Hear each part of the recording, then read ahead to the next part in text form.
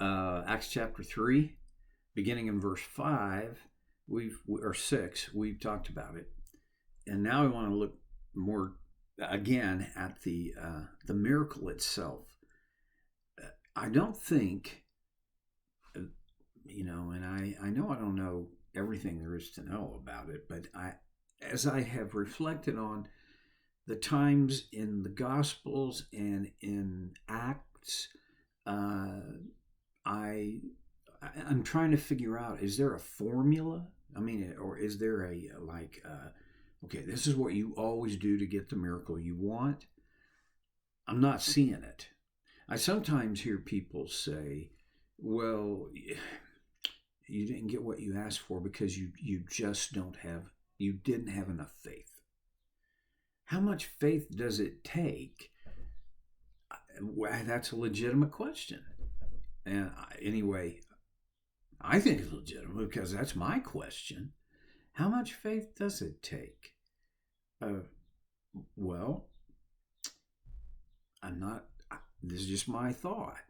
I don't think it takes that much faith because you see, the deal is, I, this miracle doesn't just depend on my faith. It depends on my faith and God's will, His power, His willingness, which He says over and over, He's willing. And yet, there are times when His will, His design, His plan is maybe for me to not get what I ask for. Often, it's not in the timing I ask for it, and sometimes not at all, for reasons that if He were to tell me, I don't think I would understand. Well, I know that my faith is a part of this whole thing. And one of the stories from the Gospels is when Jesus comes down from the Mount of Transfiguration, and He has Peter, James, and John with Him. The rest of the apostles meet Him, the other 9, and they've been trying to cast a demon out of a boy, and they come to Jesus and say, "Well, what's not working for us here?" And of course, that's a gross paraphrase. Jesus asks the father of the boy, "Do you believe I can do this?" And the father said, "I believe. Help my unbelief." One of my favorite, I've told you this before, it's one of my favorite passages in all the Bible because I am so much like that dad. I believe, but I still got this unbelief thing going. Help me in my unbelief. So we have my faith, God's power, and I suppose the third piece would be God's will. In that story, it was absolutely God's will to heal the boy through Jesus. And now we get into the kind of murky waters of, okay, well, Jesus was God. So if Jesus wanted to, then God wanted to. And that's all true. In this story, I'm looking at it and thinking, how much faith did this lame guy have? I mean, it never actually gets enumerated here. Luke doesn't say, and the man believed, he put his faith, and he took. No, it just says, taking the lame guy by the right hand, he helped him up, and instantly the man's feet and ankles became strong. It wasn't, is it okay for me to draw this conclusion that it wasn't about this lame guy's faith? It was more about Peter's faith. I think Peter didn't just have this authoritative, apostolic, I can do anything, I can do all things. I don't think that's what, I think Peter had this confidence, though, that God had poured into him His power and he was to release it and pass it on. He does. We don't. I kind of like this. It's a little bit frustrating, but I really do like the fact that the Holy Spirit doesn't fill in all the blanks for us here. Well, how much faith did Peter have? Did the lame guy have any faith? No, but he tells the story. When he took Peter's hand, Peter helped him up, and instantly the man's feet and ankles became strong. It wasn't this gradual thing. It was like, boom. He was no longer lame. Now, we don't know how old the guy was, but he was an adult, and he had been lame since birth. What would have gone through this guy's mind? Well, I don't know what went through his mind. I can make some guesses, and so can you, because what happened is he jumped to his feet and began to walk. It wasn't like he struggled and, no, man, it was just like, boom, he was up and walking. And Peter and John, they hadn't come there just to heal the guy. They'd come there for the prayer time. And so they went on into the temple proper. And the guy went with them. He went with them into the temple courts, walking and jumping and praising God.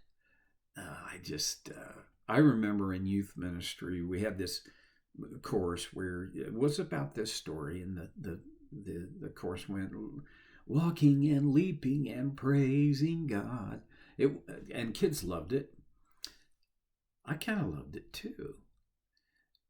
This guy, he wasn't afraid of what people would think if he was walking and leaping and praising God in the temple, for crying out loud.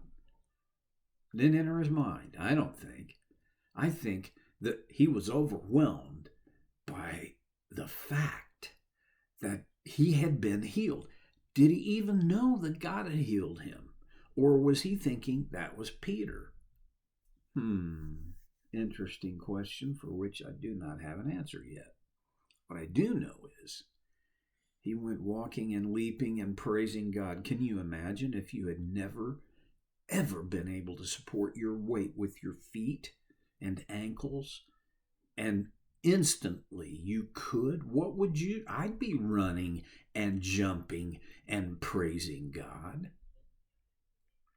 Okay, verse 9. Oh, one more thing. No, never mind.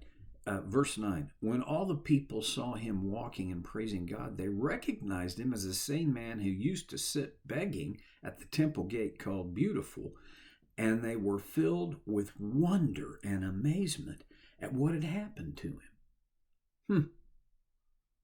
Yeah, see, I wonder if in this case, and I can't say this is true of all miracles, but in this case, there were at least two things, possibly three, but at least two things that needed, or that were the outcome. The first, obviously, is the man was healed.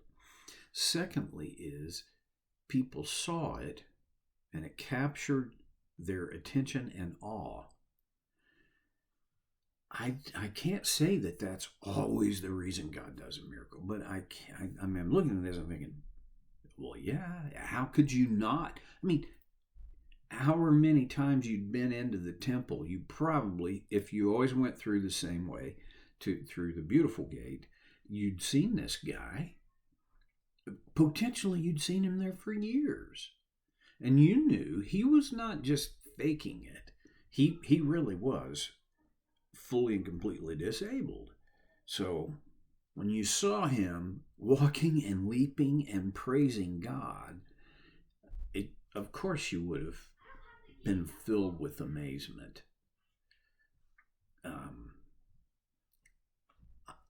I wonder if there's a potential third piece of this, because this is now, I'm going to call it the first miracle that Peter performed that we have recorded. But it could have been that he did other things. I think, though, that if he had done other miraculous things, it would have been recorded. There's depending on how you want to look at it, you could also put the day of Pentecost, where he preached and was heard in dozens of different languages. I'd call that a miracle. It's not one that he really had intention in the miracle itself. His intention was in cooperation with the Holy Spirit to preach this message, but the Holy Spirit provided the miracle. Okay, well, whatever. Let's think about this. Peter and John, companions, they were, I have to think they were friends. John had watched this miracle. What would John have thought? I don't think John would have gone, oh, yeah, miracle. Well, it's Peter, I wouldn't have thought that. Although John's not me, so okay. What would Peter have thought? Was there ever even a doubt in Peter's mind that this guy was going to be completely and instantly healed? All the rest of the people seemed to be amazed and in awe. I think Peter thought, well, yeah. I wish I had that kind of strength of faith, that kind of confidence. Oh, well. In verse 11, while the man held on to Peter and John, all the people were astonished and came running to them in the place called Solomon's Colonnade. Now, that's an area in the courtyard of the temple. Evidently, word had spread quickly. Remember that how was news transmitted in those days? It was all word of mouth. These people were pretty adept at spreading news. Verse 12, when Peter saw this, he said to them, this may answer some of our questions. Fellow Israelites, why does this surprise you? Why do you stare at us as if our own power or godliness, and by our own power and godliness, we had made this man walk? All right, start here. Peter was not taking credit or ownership of his own power. Verse 13, the God of Abraham, Isaac, and Jacob, the God of our fathers, has glorified his servant Jesus, who, all of a sudden, this became not about Peter or the lame man, but about Jesus. We got to look at this, though, when Peter says the God of Abraham, Isaac, and Jacob, the God of our fathers, that was very meaningful to Hebrews, to Jews, to Israelites, because their faith had a genealogical lineage, and it goes back to Abraham. Abraham's son Isaac, Isaac's son Jacob, who was then renamed by God Israel. It's also as though Peter was saying, you go back as far back as you want to the very beginning. That's the God I'm talking about. He has glorified his servant Jesus. And that, his servant Jesus, is a very interesting and powerful concept. Jesus was God. But when he humbled himself, according to Paul in Philippians chapter 2, I think, he humbled himself and became obedient as a servant. Interesting.